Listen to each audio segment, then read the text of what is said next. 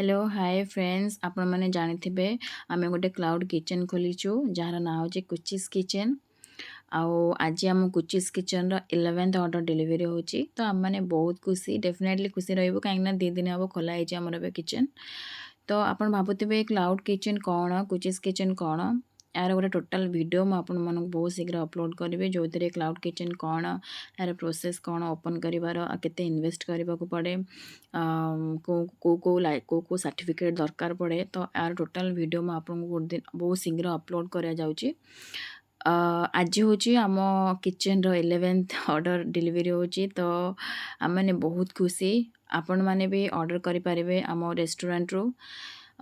Restaurant तो बाहर अच्छी जोड़ा कि बाहर बना हुए आटा आम होममेड घर बनाऊँ जमती आम नॉर्मली घरे खाऊँ पीऊँ सेमती ही रोसे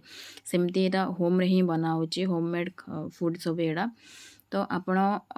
ऑर्डर भी करें आमर स्विगी और जोमेटो ऑर्डर अवेलेबल रोचे संध्या 5टा राति 3टा ता भीतर आपण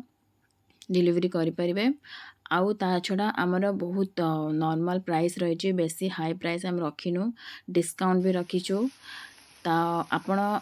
थरे ट्राए करंतु ऑर्डर करंतु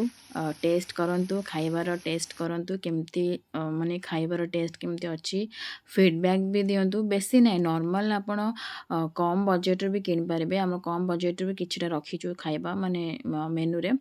तो आप मेनू चेक करके स्विगी आप खोलिए कुचिज किचन सर्च करेंगे तापर तल को मेनू सब अच्छी नहीं तो जोमेटो भी सेमती करेंगे आपमती स्विगी सेमती जोमेटो करेंगे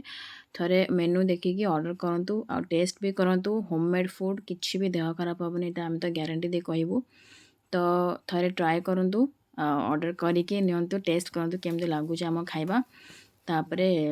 कमेंट बॉक्स में जनइबे आउ फीडबैक भी देबे।